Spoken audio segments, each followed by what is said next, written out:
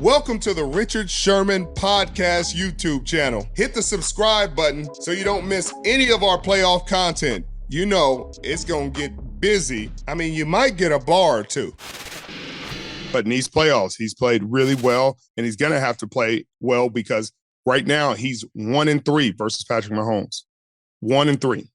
And now he's gotten his second playoff win, but he's 2-3 in the playoffs. He's 1-3.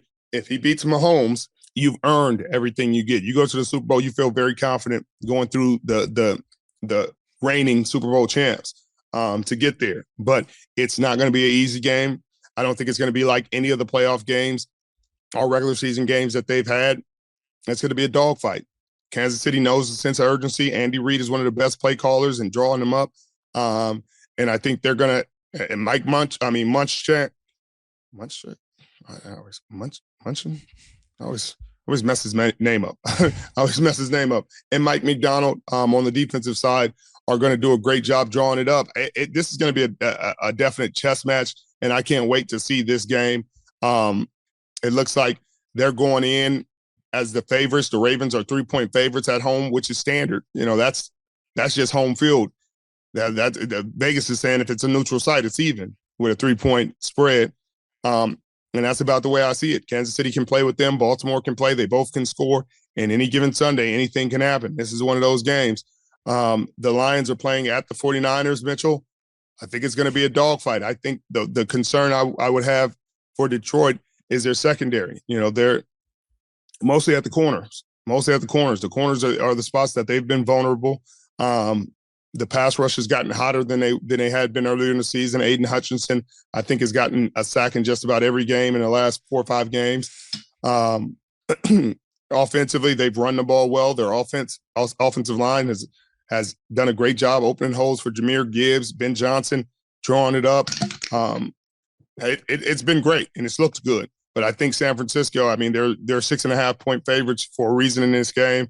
I think they match up really well with the Detroit Lions. But any given Sunday, and this team has shown a lot of fight, a lot of grit, and found ways to win. So we'll see.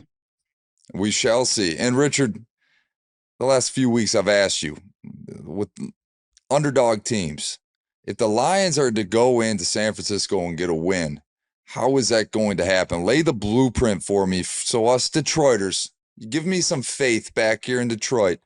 How are you going to play this game as Dan Campbell, Ben Johnson, scripting this out for a win for the Lions? Well, the only way the ways that San Francisco has been beaten are when they turn the ball over. You have to force Brock Purdy to turn the football over. When they've lost, that's what has happened. They lost to Baltimore. He had the 4 interceptions. They lost to Cleveland. He had interceptions. They lost to Minnesota. He threw interceptions. They lost to Cincinnati, he threw interceptions. Those are the games that they find a way to lose. And when teams run the ball effectively. So you got to run the ball, and that's something Detroit has done really well. They have run the ball really well with these 2 good backs that they have.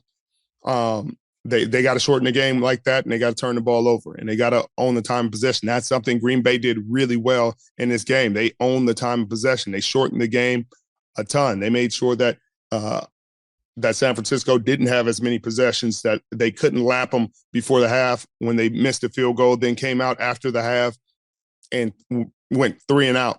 Like, those were huge things in the ball game, huge parts of the ball game, huge reasons why they were leading and why they had a chance to win, because they own the time of possession. So shorten the game. You have to shorten the game with a team like this. You can't keep giving them the ball back, and you definitely can't turn the ball over them. This defense, it has struggled a bit versus the run.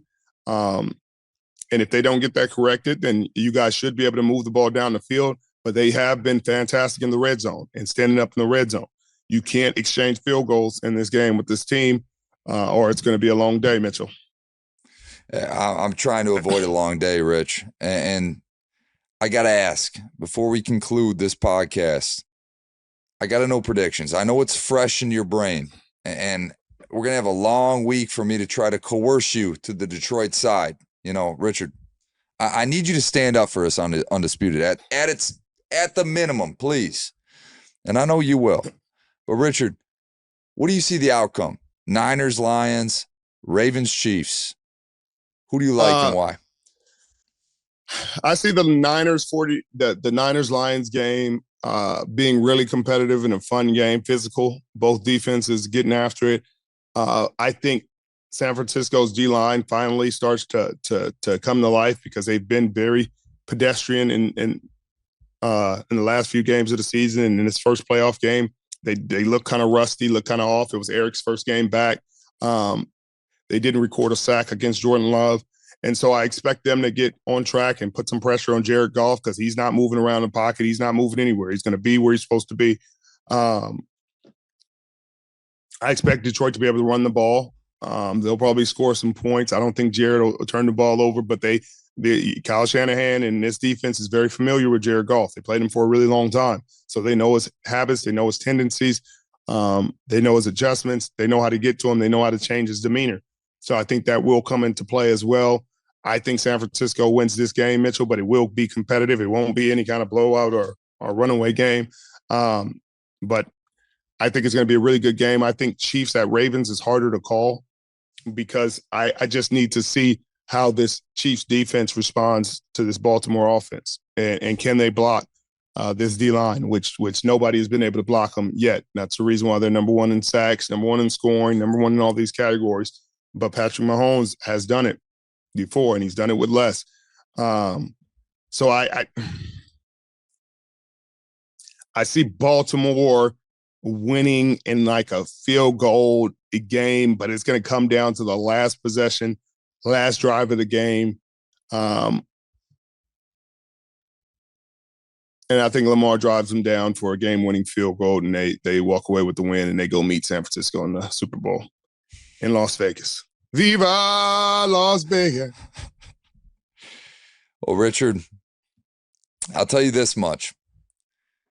The Detroit Lions are not going to go out without a dramatic fight. I can promise you that. This is a first time in my lifetime, actually second time, first time that I can really be conscious and enjoy it, that they've been in the NFC Championship game. And I love it. Richard, just what if, my friend? What if? What Mitchell? if? What if? Mitchell? What if? It only takes one, and God bless it. Any given Sunday, it's going to be Jared Goff that just does it. And Richard, I gotta have this one promise from you. When that happens, please, can you don the Honolulu blue and silver for Super Bowl Sunday? Oh, I can don it, Mitchell. I like Detroit. I like their team. I would have no problem donning that, but I don't know if they could beat San Francisco 49. But if they do, Mitchell, I can get me a Sam Laporta jersey and throw it on, Mitchell. I much love that. Much love that.